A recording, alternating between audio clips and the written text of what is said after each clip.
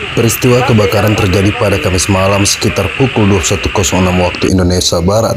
Diduga kebakaran terjadi saat pengolahan memanasi sisa minyak yang telah membeku yang ada di dalam tangki bepres dengan cara manual menggunakan kayu. Kobaran api cepat membesar karena material bahan baku berupa minyak perusahaan sawit yang mudah terbakar membuat api kian cepat membesar hingga ketinggian mencapai rubung pabrik.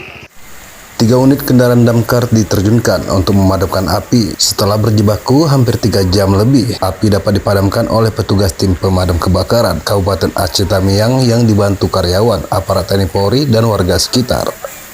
Tidak ada korban jiwa maupun luka dalam peristiwa tersebut. Sementara kerugian material perusahaan belum dapat dipastikan.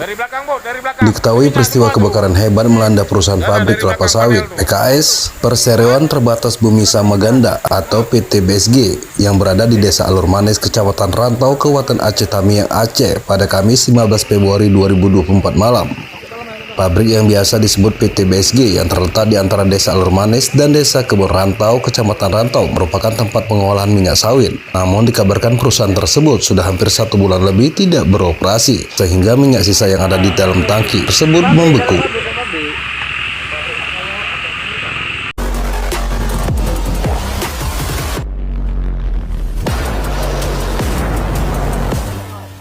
Ikuti terus perkembangan informasi selanjutnya, tetap semangat dan selalu bersyukur, serta jangan lupa untuk bahagia.